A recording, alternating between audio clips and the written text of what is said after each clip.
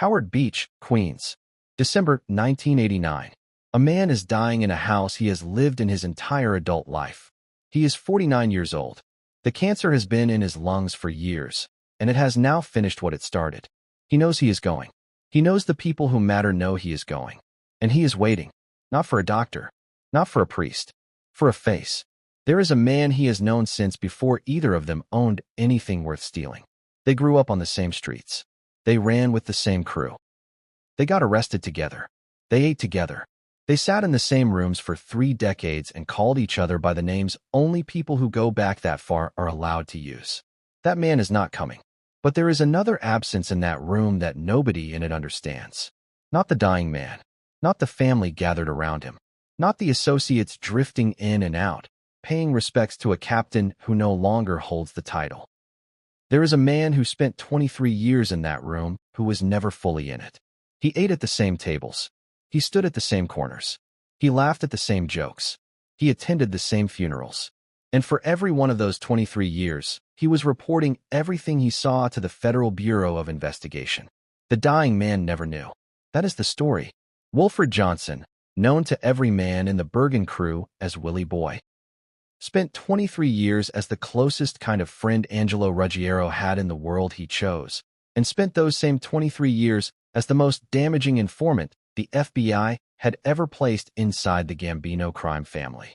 Angelo Ruggiero went to his grave never knowing which one of those things was true. Drop where you are watching from in the comments below. It is one of the best parts of putting these together. If you are new here and want more history like this, hit subscribe now. Back to Howard Beach and the man who was never entirely there. They were products of the same geography and the same moment. East New York, Brooklyn, in the years immediately following World War II, was a neighborhood that had already developed its own parallel economy. The men who ran numbers, collected debts, and controlled what moved through the docks and loading bays were visible presences on every block. They were not hidden. They drove the good cars. They wore the good clothes. They were available to be seen and understood by any boy old enough to pay attention. Wilfred Johnson was born in 1940. Angelo Ruggiero was born the same year. John Gotti was born the same year. All three grew up within blocks of each other in a neighborhood where the organizational presence of what would eventually become the Gambino crime family was not background noise. It was the dominant fact of daily life. Johnson was half Native American on his father's side, a detail that would eventually produce his FBI code name, Wahoo, assigned by agents who were not operating under any particular obligation to be respectful. On the street, he was Willie Boy. The name fit the way street names always fit, assigned by the people around him, no say in it, and it stuck. He joined the Fulton Rockaways Boys, the same street gang that absorbed Ruggiero, Gotti, and a generation of young men from the neighborhood who were all making the same calculation about which direction their lives were going to run. The gang had direct organizational connections to the men above them in the hierarchy. Joining it was not simply an act of adolescent rebellion. It was an audition. Johnson and Ruggiero became close inside that gang in the specific way young men become close when they are running the same risks together. They were arrested together. They fought together. They built the kind of shared history that, in the world they were both entering, functioned as credential and bond simultaneously.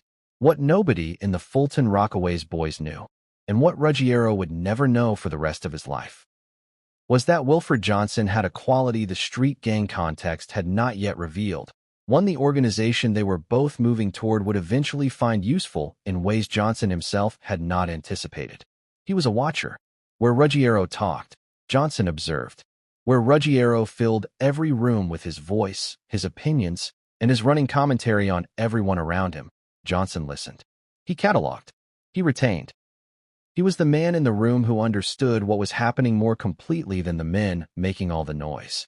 That quality would eventually make him the most valuable human intelligence asset the FBI had inside the American mob. It would also make him, for 23 years, the most dangerous man in Angelo Ruggiero's life. The flaw was not in Johnson. The flaw was in Ruggiero, and it was visible from the beginning, and it never changed. Angelo Ruggiero could not stop talking. This is not a figure of speech. It is a documented, recorded, testified to fact that every person who spent significant time around him confirmed independently. He talked about everything: who was earning and who was not, what he thought of the men above him, the operations he was running, the ones he was planning, the ones that had gone wrong. He talked in his car. He talked in restaurants. He talked on the telephone. He talked in his own home. John Carneglia, one of his fellow crew members, eventually produced the most accurate summary of the situation in a single line that was itself captured on a surveillance recording. Dial any 7 numbers, and there is a 50-50 chance Angelo will answer the phone. It was accurate in the literal sense. It was more accurate in the metaphorical one. Ruggiero did not need to be on the other end of a call to be talking. He was always talking. Information was always moving out of him and into the rooms around him. And the rooms around him included, for 23 years, a man who was writing everything down. Johnson's FBI reports from the early years of his cooperation describe Ruggiero in language that makes the personal dimension of the betrayal explicit. He refers to him, in multiple reports, as that fat bastard. The contempt is documented. It existed alongside the friendship, or what Ruggiero understood as friendship. And the combination of surface warmth and recorded contempt is the precise texture of what Johnson was doing inside the Bergen crew for 2 decades. He sat across from a man he called his friend and called that man a fat bastard in the reports he filed with the federal government. Ruggiero never knew. He kept talking. The organization they were both moving toward had been through several violent transformations by the time they were old enough to be useful to it. Albert Anastasia ran the family through the late 1940s and most of the 1950s. He was murdered in October 1957, shot in a barber chair at the Park Sheraton Hotel in Manhattan, while a hot towel covered his face, and the men assigned to protect him were nowhere to be found. Carlo Gambino assumed control. The family that would bear his name reorganized around his priorities: order, profit, and the management of internal tension through the careful distribution of power among men who might otherwise direct their ambitions at each other. Gambino kept Aniello Delacroce as underboss. Delacroce ran his operations from the Rave Night Social Club on Mulberry Street in Manhattan's Little Italy, and it was to the Rave Night that the men of the Bergen crew would eventually travel regularly to report to the man above them in the hierarchy.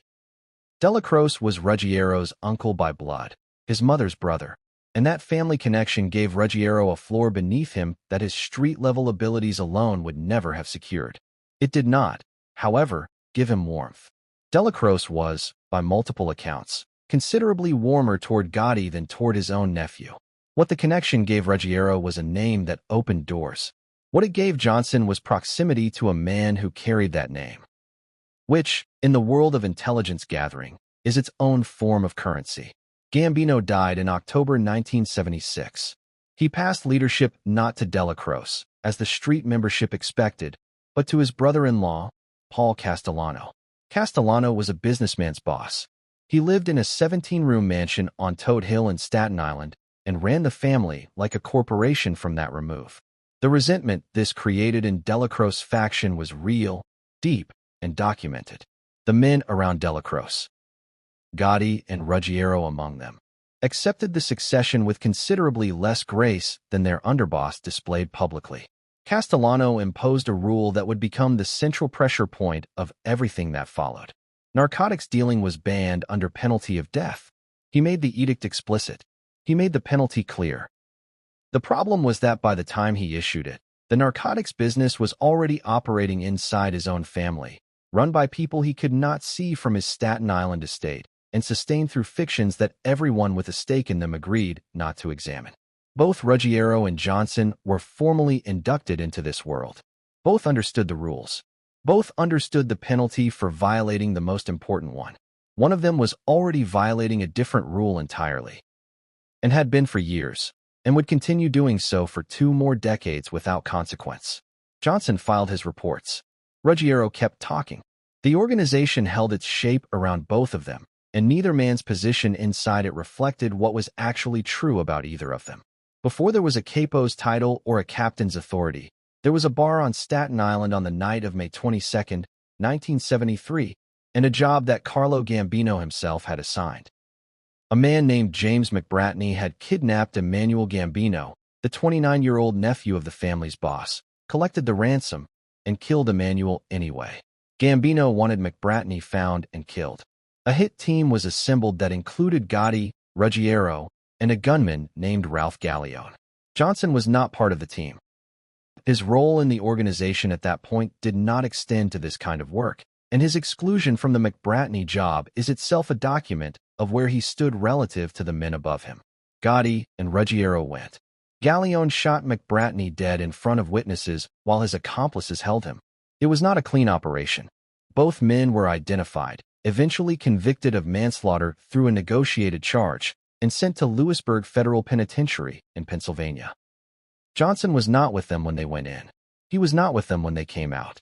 He was in the neighborhood, in the crew, filing his reports, maintaining his position inside an organization that had just sent two of its most reliable men to prison and was waiting for them to return. What the McBratney killing established about the bond between Gotti and Ruggiero was something Johnson could observe but never participate in. They had done the same job, taken the same consequence, and come out the other side committed to each other in the way that shared prison time will either destroy a friendship or make it permanent. In this case, it made it permanent. Johnson's reports from this period document the operation and its aftermath. He was watching the bond consolidate from the outside, filing descriptions of a friendship whose depth he understood precisely and whose existence was, given his actual role, a liability he had to manage carefully. He could not appear to be surveilling the men closest to him. He had to maintain the surface of the friendship while feeding the substance of it to the government. He managed it. He had been managing it for 7 years by the time Gotti and Ruggiero came home from Lewisburg, and he would manage it for 16 more. The McBratney killing brought Gotti and Ruggiero closer together. It left Johnson exactly where he had always been, present, watching, writing it all down. The activation of Ruggiero's fatal flaw into something the federal government could use did not happen all at once.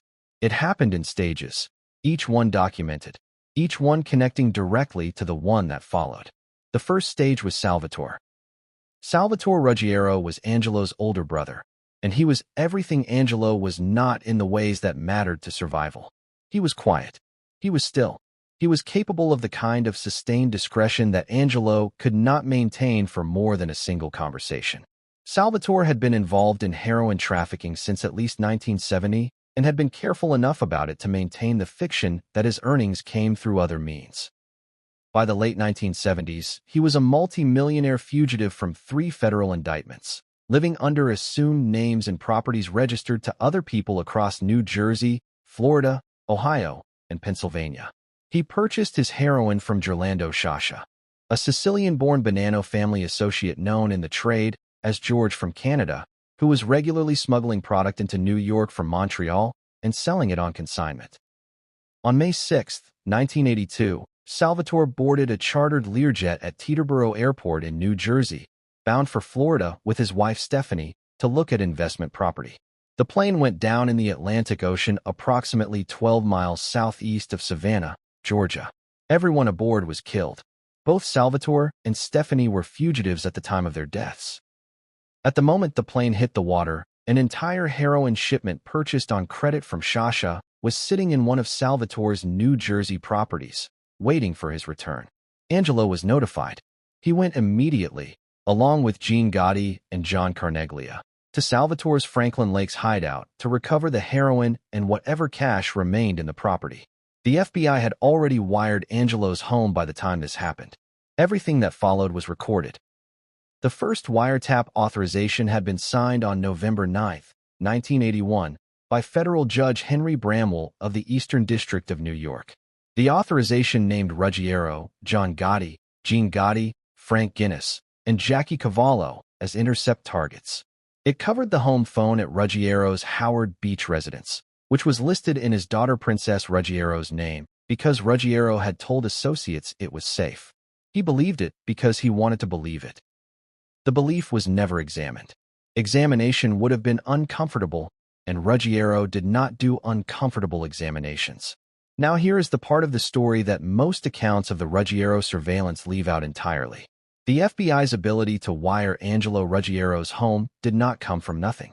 It came from specific, detailed, operationally precise intelligence about the interior of that home. The layout of the rooms, the placement of the furniture, the patterns of movement inside the house, and the optimal locations for listening devices to capture the widest range of conversation. That intelligence came from Wilfred Johnson. Johnson provided the FBI with detailed floor plans of the Ruggiero residence in Cedarhurst, New York. He walked federal agents through the interior of a home he had visited as a friend and described it to them as an intelligence asset. He told them where to plant the bugs. He told them which rooms were used for which conversations. He told them exactly where men sat when they talked about things they did not want anyone to hear. He did all of this while continuing to sit in those same rooms, while continuing to have those conversations, while continuing to be, in every outward register, the man Angelo Ruggiero called his friend. On April 5, 1982, agents disguised as construction workers entered the Cedarhurst home and installed listening devices in the kitchen, the dining room, and the basement den. The locations they chose were the locations Johnson had recommended. 6 separate surveillance orders were issued in total, covering November 1981 through July 1982. Ruggiero spent $40,000 remodeling the Cedarhurst home during this period and was recorded telling associates that the bugs in this house were a bunch of nothing and nothing was coming. The devices he was assuring his associates did not exist captured that remark. They captured everything else as well. The loan sharking, the gambling, the heroin. The attorney Michael Coiro visiting after Salvatore's death and stating to those present that Gene had found the heroin. Those words gave the investigating agents a direct evidentiary connection between Salvatore's drug inventory and Gene Gotti, and they gave Bruce Mao, who ran the FBI's Gambino squad, exactly the kind of recorded moment that an investigation built on wiretap evidence needs most. The chain was now running. From the floor plans Johnson drew, to the bugs planted in the locations he specified, to Ruggiero reassuring associates that no bugs existed, to the recovery of the heroin after Salvatore's death, to the attorney's statement connecting Gene Gotti to the product. Every link connected directly to the one before it and the one after it. And at the beginning of that chain, drawing the map that made all of it possible, was the man Angelo Ruggiero had known since before either of them had a criminal record worth mentioning. Johnson's reports from this period are notable for what they include and what they deliberately exclude. He directed the Bureau's attention toward Ruggiero consistently and specifically. He simultaneously excluded Gotti from his accounts of the crew's narcotics operations. The exclusion was not accidental. Johnson harbored a documented personal dislike of Ruggiero, visible in the language of his reports, while appearing to regard Gotti differently, or at least more carefully. He was not simply feeding information to the government. He was shaping the information he fed. He was deciding who the investigation would reach and who it would not. Inside the machinery of federal law enforcement, he was still running the same street calculations. Who do I protect? Who do I expose? And what is this information worth? In Ruggiero's case, the answer was everything. On August 8, 1983, 17 months after the plane crash, the Gambino squad arrested Angelo Ruggiero, Gene Gotti, John Carneglia, Michael Coiro, Mark Ryder, and several others. 2 kilograms of heroin worth approximately $300,000 on the street were seized during the arrests. 12 defendants were named in the indictment on charges of conspiracy to distribute heroin and continuing criminal enterprise. Ruggiero was arrested based on recordings made in a home whose interior had been mapped by his friend. He did not know that. He went to his lawyers. He began fighting the case. He continued talking. The recordings from Ruggiero's home did not stay inside the Ruggiero case. They could not. The legal architecture of surveillance is built on chains, and each link can authorize the next. Paul Castellano learned, at roughly the same time as his own legal troubles mounted, that the FBI had wired his Toad Hill mansion. The authorization for that bug had come directly from the recordings made inside Ruggiero's Cedarhurst house. Ruggiero's inability to stop talking had given the government the legal predicate to surveil the boss of the entire family. That is the precise mechanism by which a set of floor plans drawn inside a house on Long Island reached into a 17-room mansion on Staten Island and captured the conversations of the most powerful organized crime figure in the country. Johnson drew the map. The map produced the recordings. The recordings produced the legal authority. The legal authority produced the next set of recordings. Those recordings produced the commission trial. To the legal pressure that accelerated the coup, to the rave night apartment, to the recordings that turned Gravano, to the Brooklyn courtroom where it all ended. Johnson did not live to see the end of the chain he had helped start. He was killed in 1987, 2 years before Ruggiero died and 5 years before Gotti was convicted. He did not know how long it would run. He did not know what the final accounting would look like. He had drawn a map. He had shown the government where to listen. He had filed his reports for 23 years while sitting in the rooms he was describing. He had eaten at the tables. He had stood at the funerals. He had maintained the friendship, or what passed for it, across 2 decades of deliberate, sustained betrayal, and the man he had betrayed most completely had never once suspected him. Angelo Ruggiero Jr., the son of the man at the center of all of it, was convicted of grand larceny in May 1998 and sentenced to 1 to 3 years in prison. He was not inducted into the Gambino family. Multiple sources attribute that directly to the organizational damage his father's recordings had produced. The consequences of a set of floor plans reached into the next generation.